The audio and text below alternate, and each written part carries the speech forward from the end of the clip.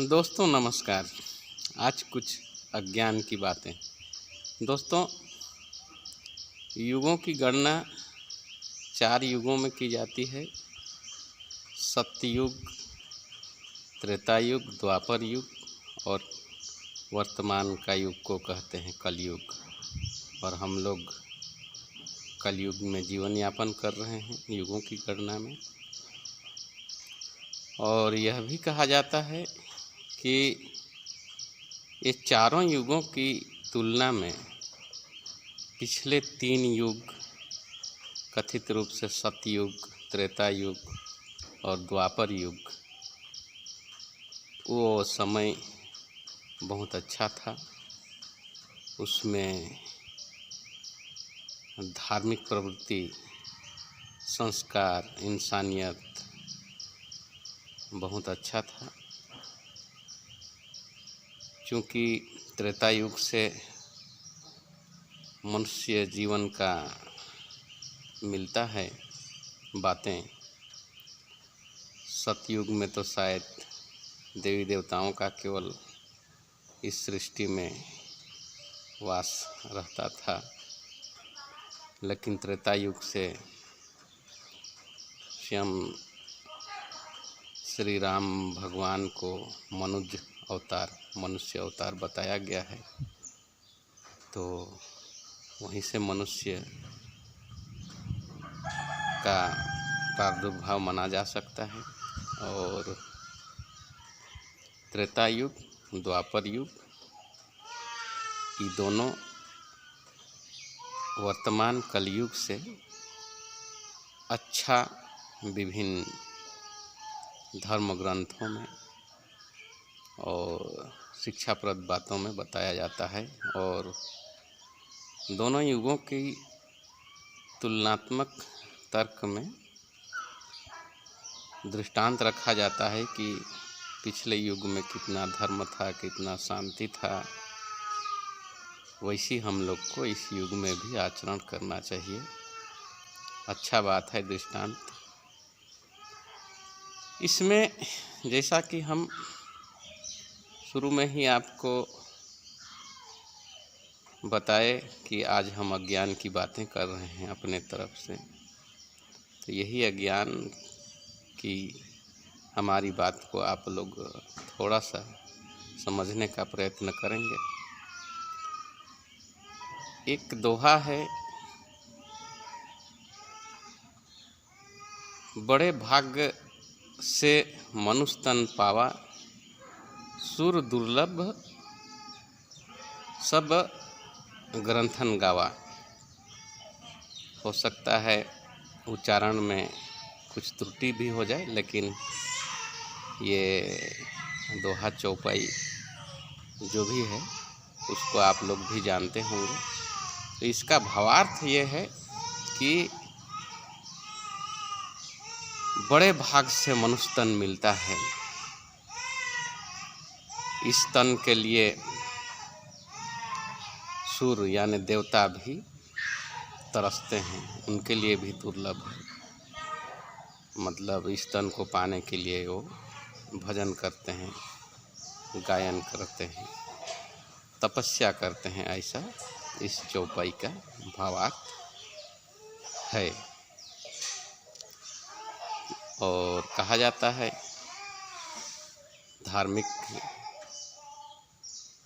बातें होती है कि मनुष्य को 83,99,999 योनियों के बाद ही अगर सत्कर्म किए हैं तो दोबारा उसको मनुष्य अवतार मिलता है।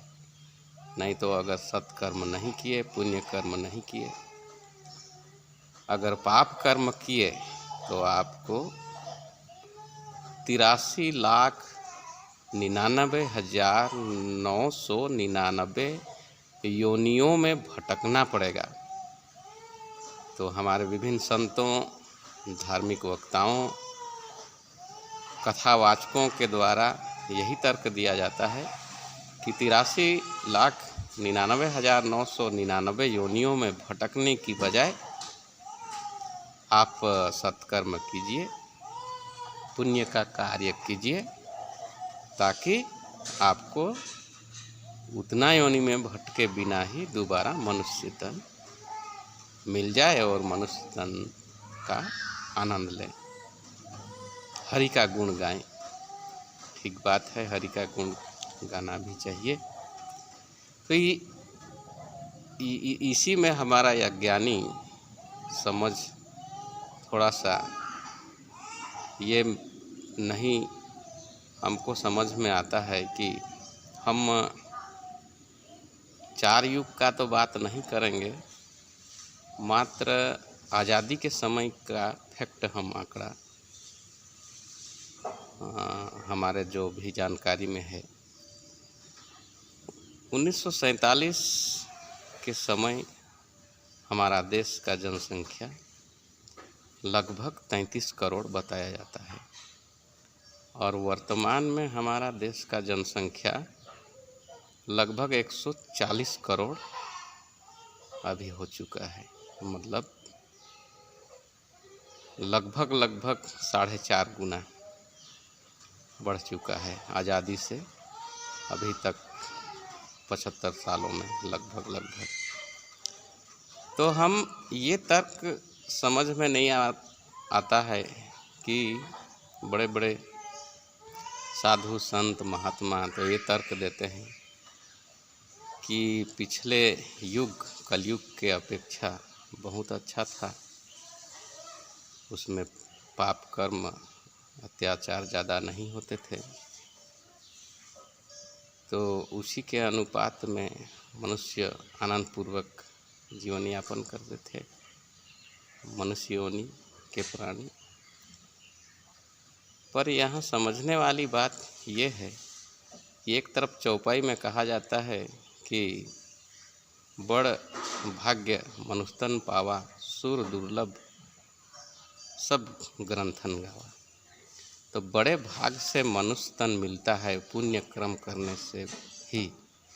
तो अगर समझा जाए तो वर्तमान कलयुग में पुण्य कर्म ज़्यादा हो रहा है, किसी प्रकार का अन्याय अत्याचार बीते युगों की अपेक्षा अच्छा साबित हो रहा है। अन्याय अत्याचार ज़्यादा नहीं हो रहा है, ऐसा हम कह सकते हैं जनसंख्या को देखा जाए तो। काहे कि आज़ादी के समय 33 करोड़ लगभग जनसंख्या था, तो मनुष्यों के अच्छे कर्म करने से ही ना दोबारा मनुष्य जन्म सभी को मिला और 33 करोड़ से 140 करोड़ लगभग हम लोग पहुंच गए। तो पिछले दिनों की अपेक्षा वर्तमान में तो सत्कर्म ज़्यादा हो रहे हैं, पुण्य का कर्म ज़्यादा हो रहा है। इसलिए विधाता ने 83,99,999 योनियों से मुक्त करके हमारी आत्माओं को जल्दी जल्दी मनुष्य योनि में अवतरण दे रहे हैं, जन्म दे रहे हैं। इसीलिए ना हम लोग का जनसंख्या मनुष्य प्रजाति का बढ़ रहा है। तो जो वर्तमान में साधु संत के द्वारा गाहे बगाहे कहा जाता है कि वर्तमान समय में पाप अत्यधिक बढ़ रहा है, सावधान रहें नहीं तो आपको भटकना पड़ेगा 83,99,999 योनियों में। तो ये हमारा अज्ञानी समझ में पल्ले नहीं पड़ता है, समझ में नहीं आता है कि भाई अगर पाप रहता वर्तमान समय में तो जो बड़ा दुर्लभ जिसके लिए देवता भी तरस रहे हैं मनुष्य जीवन के लिए, तो इतना जनसंख्या बढ़ता कैसे। इसलिए हम एक लाइन में कह सकते हैं कि वर्तमान में सब चंगासी है, कोई पाप नहीं है, कोई अधर्म नहीं है। इसलिए मनुष्य प्रजाति का जनसंख्या वर्तमान में इतना है। कहने का मतलब ये है कि जो भी हमारे बड़े बड़े विद्वान कहते हैं, आध्यात्मिक गुरु कहते हैं, धर्म के विरुद्ध ऐसा आचरण न करें,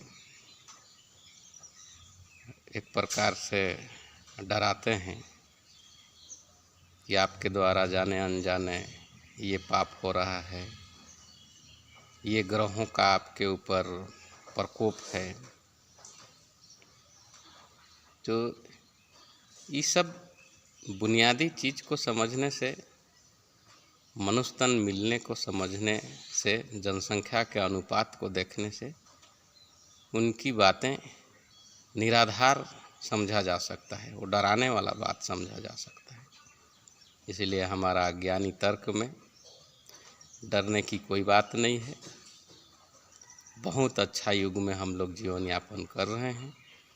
वही अध्यात्म की बात को लेके चलने से कि बड़ा दुर्लभ है हमारा मनुष्य तन, लेकिन अच्छा कर्म के वजह से ही हम लोग को मिल रहा है। तो एक प्रकार तर्कों का बड़े बड़े धार्मिक आयोजनों में आयोजन जो किए जाते हैं उसमें डराने जैसी बातें होती है। अधर्म हो रहा है, धर्म विशेष के धर्म गुरु तो कहते हैं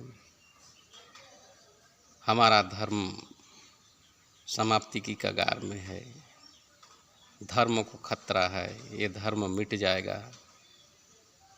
ऐसा कुछ नहीं है। सभी धर्म का अच्छा से संचालन हो रहा है, इसलिए डरने की बात हमको नहीं लगता है। तो ये हमारा छोटा सा ज्ञानी तर्क या बातें, आप लोग भी ये मेरा अज्ञानी तर्क में प्रतिक्रिया अवश्य देंगे। इसी आशा के साथ आप सभी का बहुत बहुत धन्यवाद।